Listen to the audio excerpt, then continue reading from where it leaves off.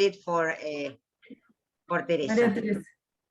Okay, Queen of Angels, Queen of Patriarchs, Queen of Prophets, of all saints, they prayed. Remember that this is what is happening at the same time at the church, where all these men are praying to the Virgin Mary, no?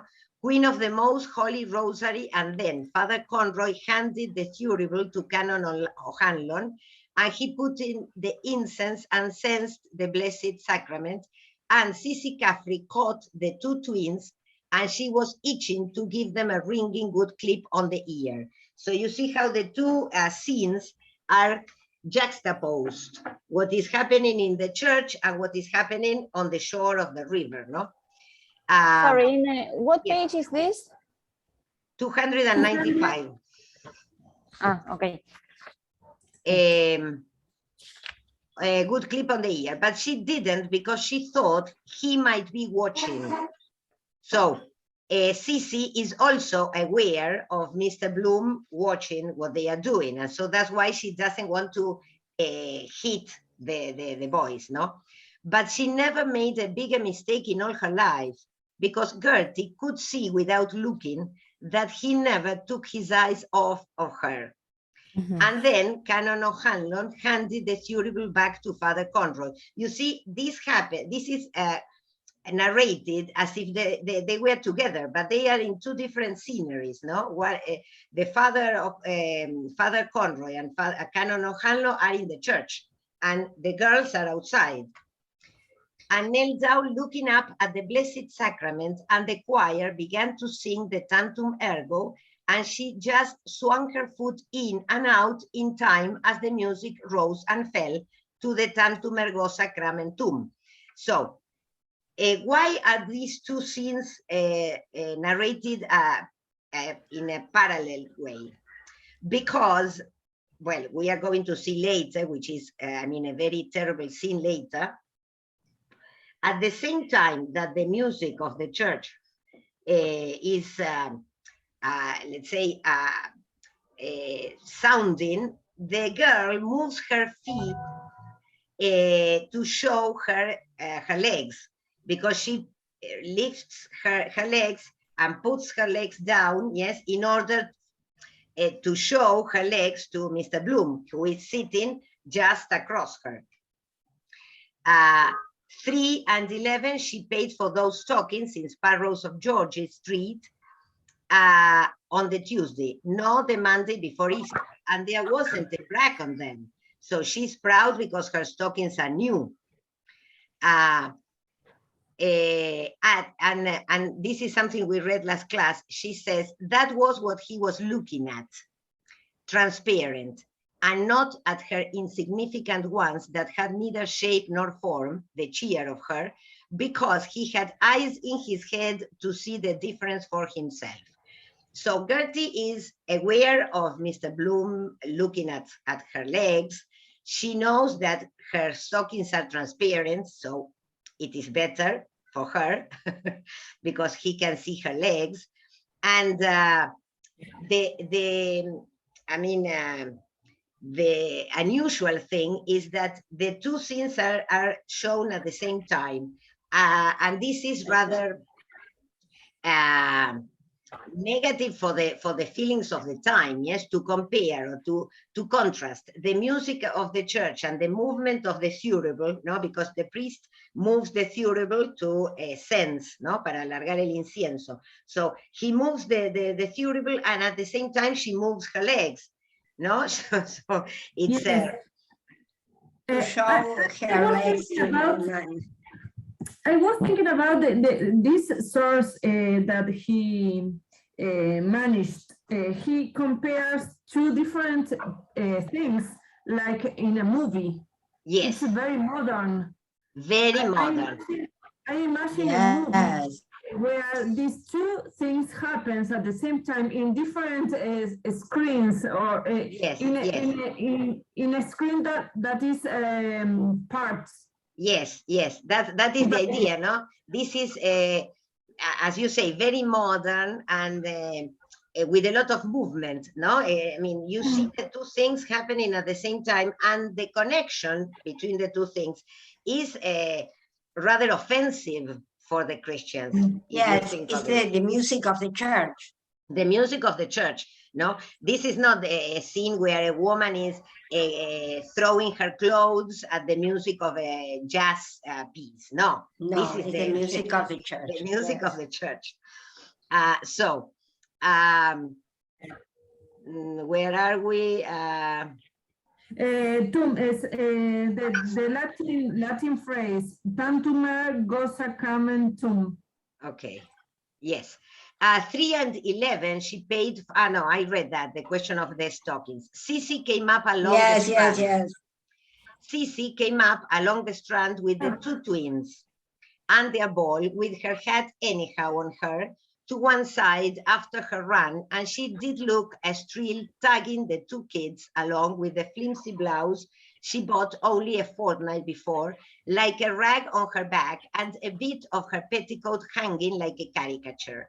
So Sissy is, you know, all in a disorder because she's running after the boys. Gertie just took off her hat for a moment to settle her hair, and a prettier, a daintier head of nut brown tresses was never seen on a girl's shoulders.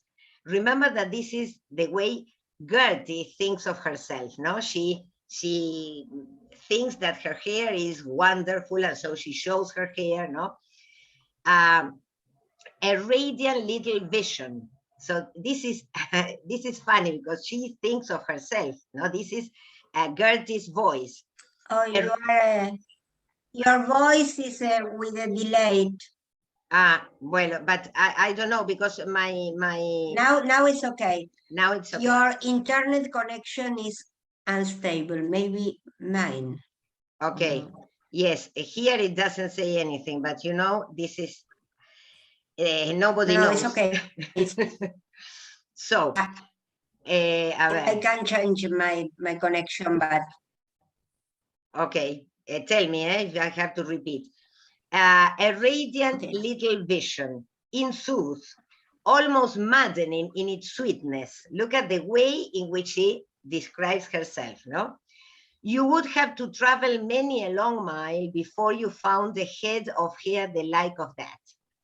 She could almost see the swift answering flash of admiration in his eyes that set her tingling in every nerve. She put on her hat so that she could see from underneath the brim and swung her buckled shoe faster, for her breath caught as she caught the expression in his eyes. So she starts moving her feet faster, no? He was eyeing her as a snake eyes its prey. Of course, the reference to the snake is the reference to temptation, no? The snake in the Bible. So he looks at her as a snake, no? Eyes its prey. Her woman's instinct told her that she had raised the devil in him. And at the thought, a burning scarlet swept from throat through brow till the lovely color of her face became a glorious rose. So she is very much aware. She represents Eve, no? Of the course. temptation. She represents temptation, yes. And that's why she blushes, no? She becomes rose in the face because she knows.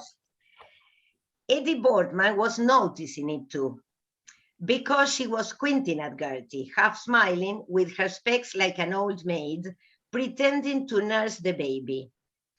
Irritable little nut she was, and always would be, and that was why no one could get on with her poking her nose into what was no concern of hers. So Eddie realizes that what Gertie is doing, and she kind of smiles maliciously, and Gertie doesn't like it. And she said to Gertie, "A penny for your thoughts." You know this expression, no? A penny for your thoughts. Yes. When you want to know. A penny for your thoughts. So I'm going to change the photocopy because this is I have the new one. Wait a second here. So a ver, esperen porque lo voy a agrandar. Es este, pero lo voy a poner más grande. Ahí está. Ok.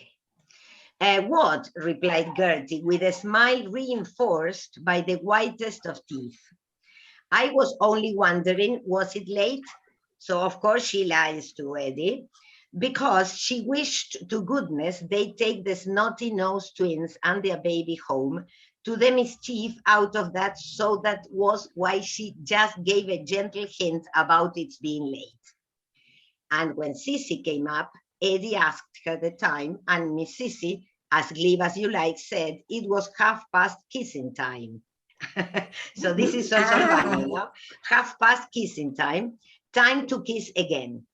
But Eddie wanted to know because they were told to be in early. Wait, said Sissy, I'll run ask my Uncle Peter over there what's the time by his conundrum.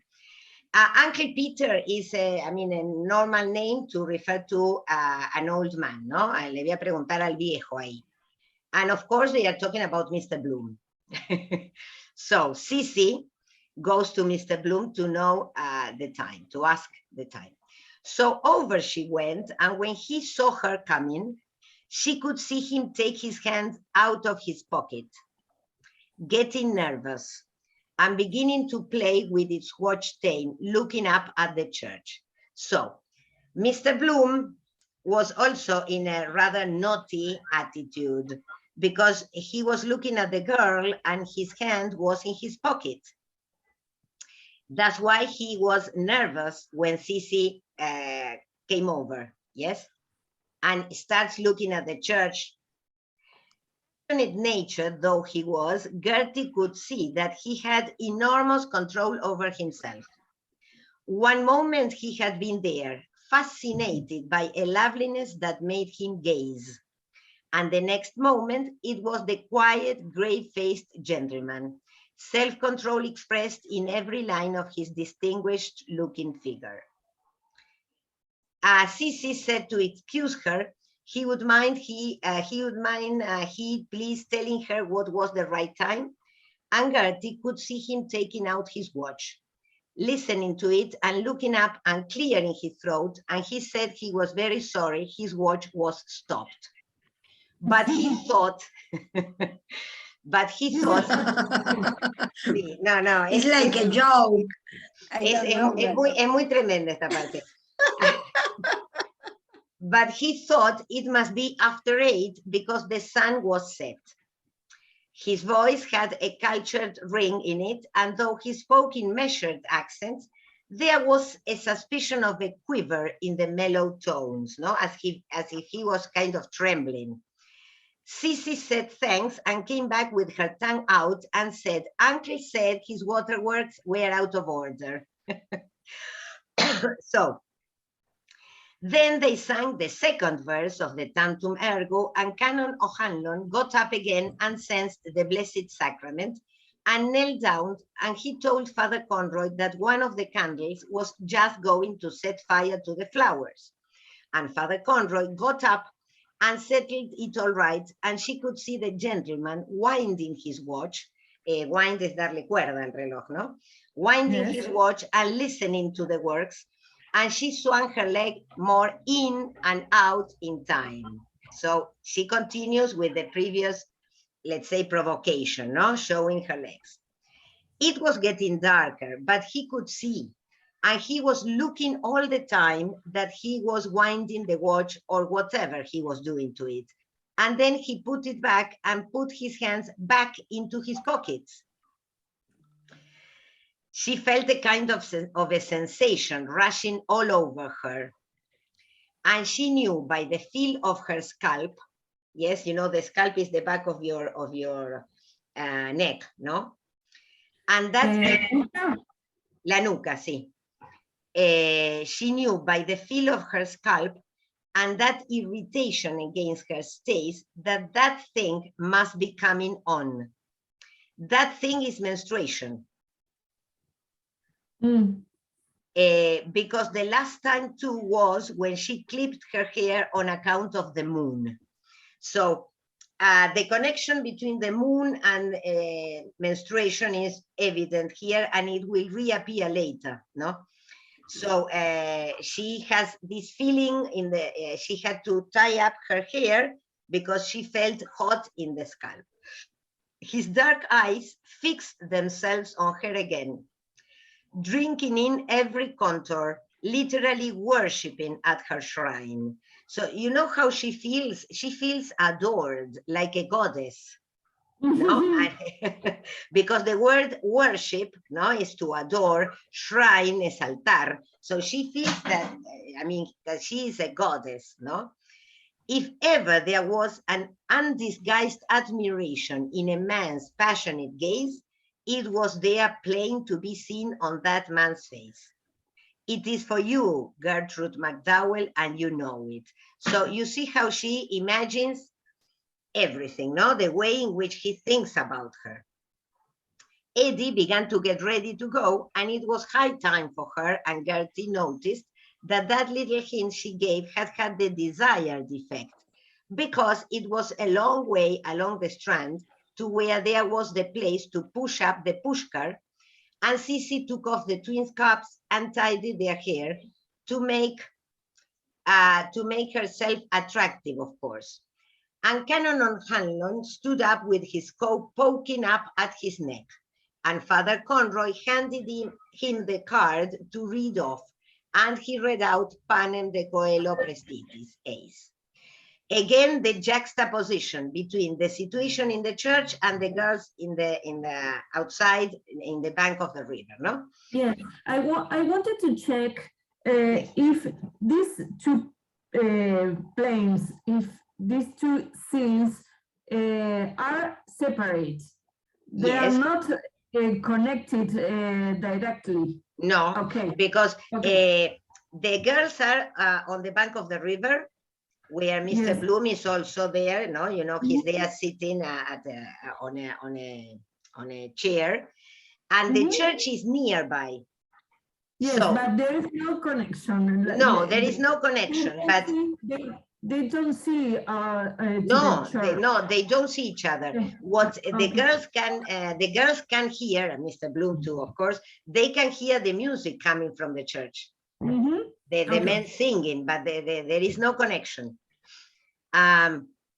So Eddie and Cece were talking about the time all the time and asking her, but Gertie could pay them back in their own coin, and she just answered with scathing politeness.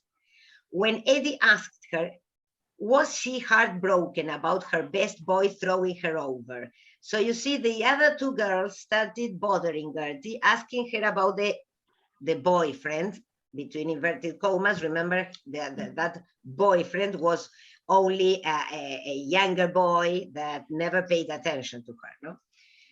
Gertie winced sharply. A brief cold blaze shone from her eyes that spoke volumes of scorn immeasurable. So the way in which this feeling is described is amazing, no? Volumes of scorn immeasurable.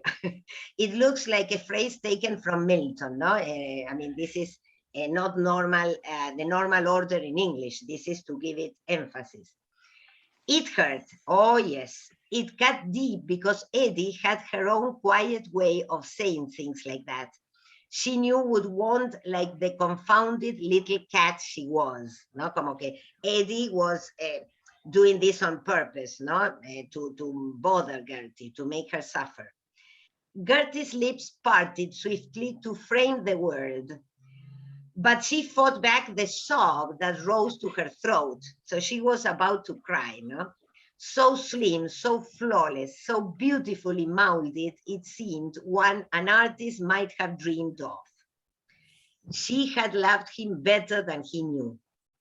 Light-hearted deceiver and fickle, like all his sex, no? So now this boy is like light-hearted, he's a deceiver, and fickle es que no tiene estabilidad, así cambiante, like all his sex, like all men. He would never understand what he had meant to her, and for an instant there was in the blue eyes a quick stinging of tears. Their eyes were probing her mercilessly, but with a brave effort she sparkled back in sympathy as she glanced at her new conquest for them to see. So, it is fantastic the way in which Joyce describes the feeling of an adolescent. An adolescent, yes, it's perfect. Perfect, because she thinks of herself as, well, as a goddess, then as somebody so tender and so fragile, and so she's about to cry, but then at the same time she's angry at her friend, and then at the same time she says, no, I'm going to show them that I have a new admirer, and she looks at Mr. Bloom. So Yes, yes, it's typically adolescent. yes, and yes. I mean, it's incredible the way in which this is described, no, by Joyce. Oh, responded Gertie, quick as lightning, laughing, and the proud head flashed up. I can throw my cap at who I like because it's leap year. Leap year, año bisiesto, the tradition said that the woman can ask a boy to go out, no? She can be the one who takes the, let's say, the decision, because it is leap year. That was the tradition, that during the leap year, the woman can ask a man out. So that's why she says, yes, Malena. No, continue, please. No, I have a question about a word, but finish Okay, it. tell me what? Okay, because this probing with B. Yes. Not to prove. It's No, another no. Probe, the verb is with the E, probe, means to look for something inside something. For instance, when the doctor touches your stomach, for instance, yeah, to making, you know, a kind of pressure, that is to probe. And here, their eyes were probing her mercilessly because she felt that the girl's eyes, the other girls are trying to look at her inside. ¿Entendés? Yes, I'm trying to find the word in Spanish. It's like to testear, no. Testear, algo así, claro. Sí, tiene que ver con testear, y también se usa, por ejemplo, cuando vos buscas algo en una cartera sin mirar, que metés la mano para ver si encontrás algo. Claro. ¿Viste? Y vas tantear. Y se usa también en investigaciones, cuando hablan de, por ejemplo, evaluar algo, ¿sí? Se usa este verbo, probe. Okay. ¿Sí? Como que es como revisar adentro. Lo que probe tiene adherido al verbo la idea de que es adentro, o meter la mano adentro, o algo, siempre tiene que ver con adentro, ¿sí? Por eso ella siente que in las this amigas... case is metaphoric, the use of this verb, claro. because it's with the eyes and the inside her claro, inside her hair. Feelings. So that's why. Es como meterte adentro de su cabeza, como que tratan de investigar adentro, ¿sí? Yes, thank you. Well, her words rang out crystal clear, more musical than the Queen of the Ringdove, but they cut the silence icily. There was that in her young voice that told that she was not a one to be lightly trifled with. So her answer is hostile, no? The way in which she answers is hostile. As for Mr. Reggie, with his swank and his bit of money, she could just chuck him aside as if he was so much filth, and never again would she cast as much as a second thought on him. So the way in which she thinks of the other boy, Mr. Reggie is the boy, the one that she loved, she used to love. So she can swung him like filth, no? Como si fuera basura. And never again would she cast as much as a second thought on him, and tear his silly postcard into a dozen pieces. And if ever after he dared to presume, she could give him one look of measured scorn that would make him shrivel up on the spot.